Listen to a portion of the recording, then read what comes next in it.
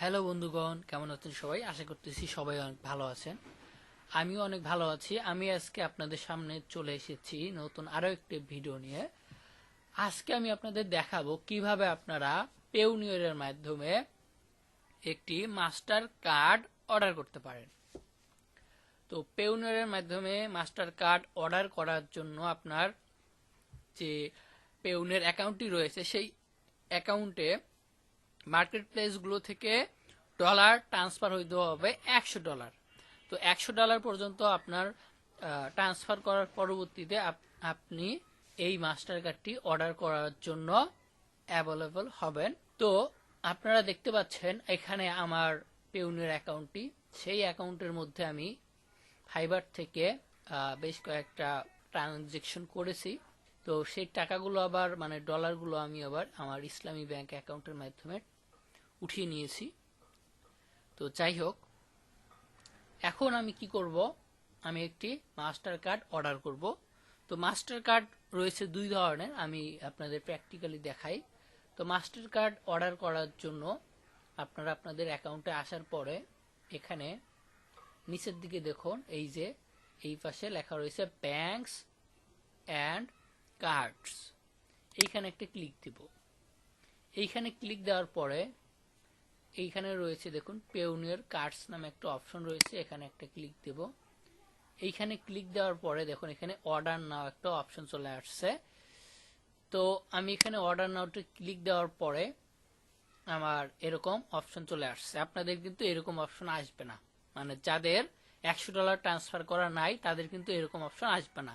তাদের এখানে অন্য একটা লেখা আসবে এবং $100 ট্রান্সফার করার জন্য বলবে। তো এইখানে দেখুন মাস্টার কার্ড রয়েছে দুই ধরনের, একটি ভার্চুয়াল মাস্টার কার্ড আর একটি ফিজিক্যাল মাস্টার কার্ড।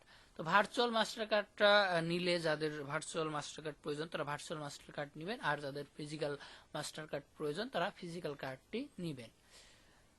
তো কার্ড সম্পর্কে, এই কার্ডগুলোর কিন্তু একটি বাৎসরিক বা মাসিক চার্জ রয়েছে। সেই চার্জগুলো সম্পর্কে আপনারা যদি না জেনে থাকেন তাহলে জেনে নেবেন।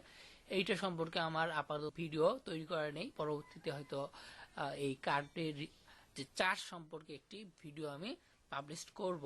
তো এখানে আপনারা আপনাদের যে কার্ডটি প্রয়োজন সেটি সিলেক্ট করবেন। আমি ফিজিক্যাল কার্ডটি প্রয়োজন, আমি ফিজিক্যাল কার্ড অর্ডার করব। ফিজিক্যাল কার্ড অর্ডার করার জন্য ফিজিক্যাল কার্ডের যে বাটনটি রয়েছে সেই বাটনে আমরা ক্লিক দিব। এখানে যদি আমরা দেখতে পাচ্ছি একটি আই বাটন রয়েছে, এখানে আমরা কিছু তথ্য দেখতে পাচ্ছি, আমরা এই তথ্যগুলো একটু দেখে নেই।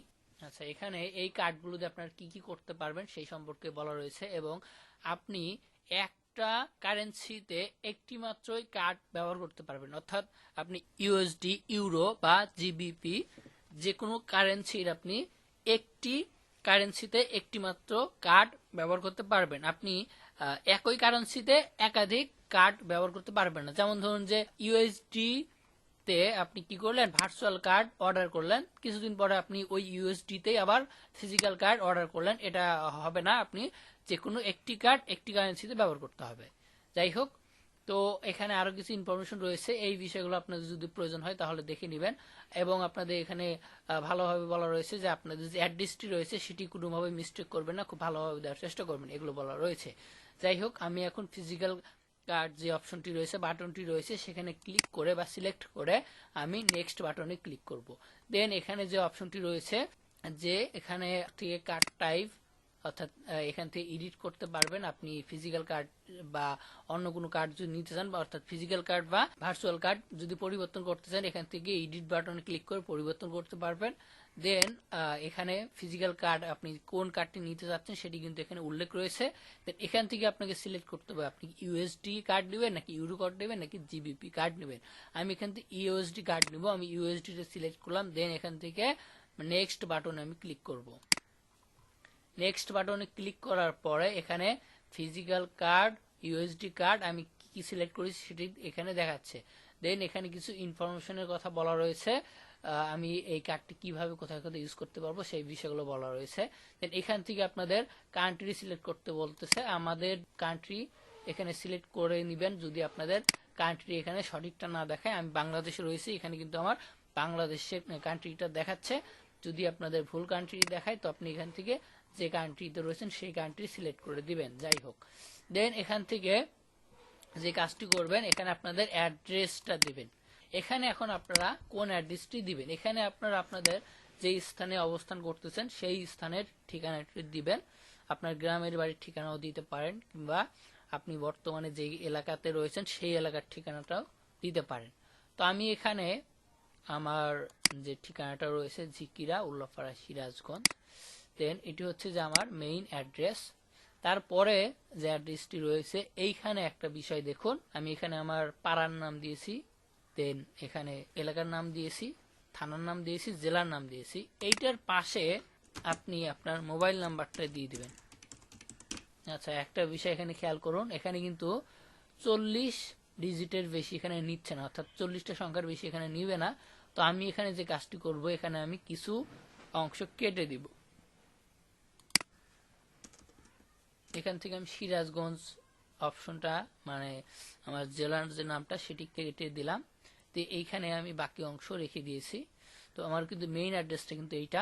যেহেতু পেউনিয়রের মাধ্যমে আমাদের অ্যাড্রেস আগে থেকেই ভেরিফাইড করা রয়েছে, তাই এখান থেকে আগে থেকে আমাদের জেলাটি উল্লেখ করা রয়েছে।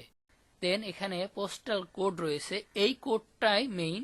আপনি এই পোস্টাল কোডটা যেখানে দিবেন, আপনার এই চিঠিটা বা আপনার এই কার্ডটি সেখানে চলে যাবে, এবং আপনার কার্ডগুলো কিন্তু চিঠির মাধ্যমে আমাদের দেশে আসে। তো আপনারা যদি আপনাদের এলাকার পোস্টাল কোড সম্পর্কে না জেনে থাকেন, তাহলে যেটি করবেন, এখান থেকে নিউ ট্যাবে চলে আসবেন। নিউ ট্যাবে এসে আপনাদের এলাকার নাম লিখবেন, লিখে পোস্টাল কোড লিখে সার্চ দিবেন।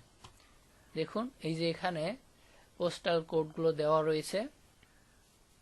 এমনকি আপনারা ফোনে বিভিন্ন ধরনের অ্যাপস পেয়ে যাবেন, যে অ্যাপসগুলোতেও সমস্ত পোস্টাল কোডগুলো দেওয়া রয়েছে। এখান থেকে আপনারা গুগল থেকে আপনাদের পোস্টাল কোড দেখে নিতে পারেন। আমি উল্লাপাড়া উপজেলার পোস্টাল কোডটা আমার প্রয়োজন, তো এই যে এখানে দেখতে পাচ্ছেন 6760। এখন এখানে আমরা আমাদের পেউনিয়রে চলে যাই, আমাদের এখানে কিন্তু পোস্টাল কোডটি সঠিক দেওয়া রয়েছে।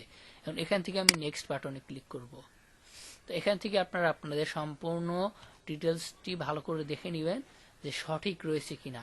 এখন এইখানে যে আমরা আমাদের নাম্বার দিলাম, এই নাম্বারটি দেওয়ার উদ্দেশ্য হচ্ছে, এইখানে কিন্তু কোনো নাম দেওয়া নাই, শুধুমাত্র আমার নিজের নাম দেওয়া রয়েছে, আর কিন্তু কোনো নাম দেওয়া নেই, বাবার নাম, মায়ের নাম, কোনো ঠিকানা, কোনো কিছু দেওয়া নাই।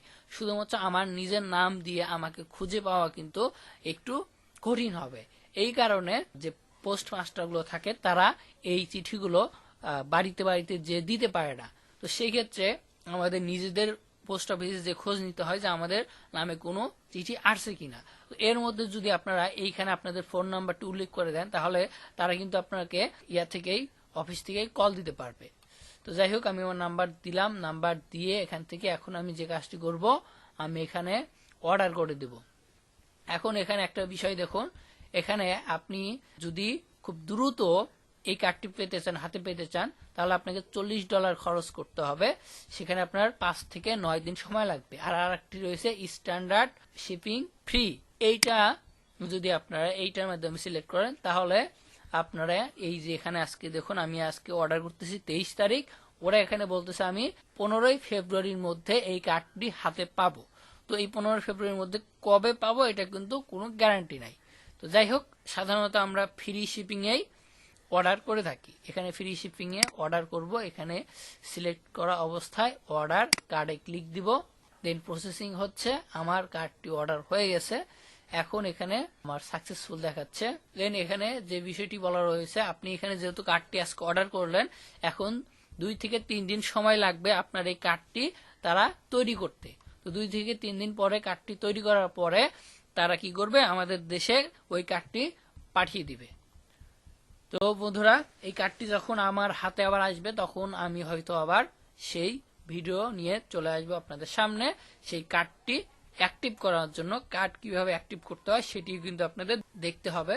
শুধুমাত্র কার্ড অর্ডার করলেই হবে না, কার্ড হাতে পাওয়ার পরে সেই কার্ডটি আবার অ্যাক্টিভ করতে হবে। তো আজকের মতো এ পর্যন্তই, সবাই ভালো থাকবেন, আল্লাহ হাফেজ।